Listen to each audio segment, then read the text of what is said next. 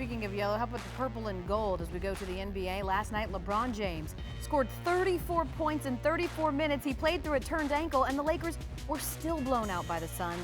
LA's third straight loss. His team dealing with injuries all season and now COVID as well. Last night, James assessing their issues, apart from availability.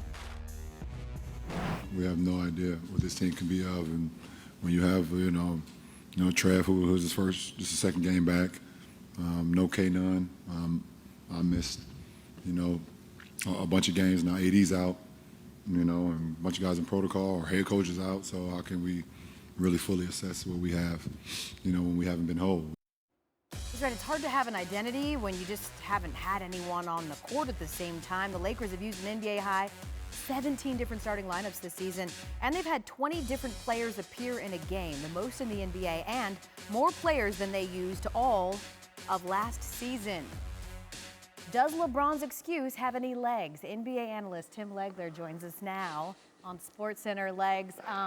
Here's the thing. I know that you're on record saying, listen, Anthony Davis healthy, everybody healthy, doesn't matter with Anthony Davis, Russell Westbrook, and LeBron. They're still not good enough. What do they need?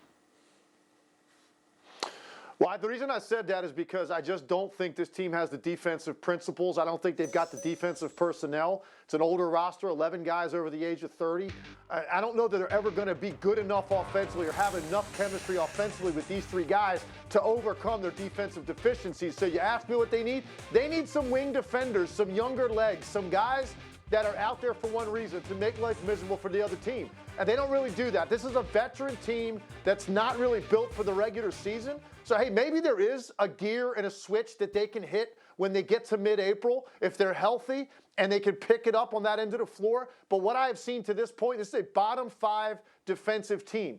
That has nothing to do with health or injuries. That has to do with a team that's got a bunch of older guys on it that have grinded out so many regular seasons. It's just not that much of a priority for them. And I think it's going to be very difficult for them to come out of a 7 or 8 spot or a 6 spot and have to go on the road and play Phoenix or Golden State eventually in the playoffs. I just don't think they're going to be able to guard them. I love that you mentioned Phoenix, because while we for months have been spinning our wheels about the Lakers, I'm calling myself out now as well. I start this segment talking about the Lakers, skip over the Suns, who are undoubtedly one of the best teams in the NBA, tied atop the West, right, with the Warriors, and seemingly they're better than last year. What do you make of what you're seeing from them?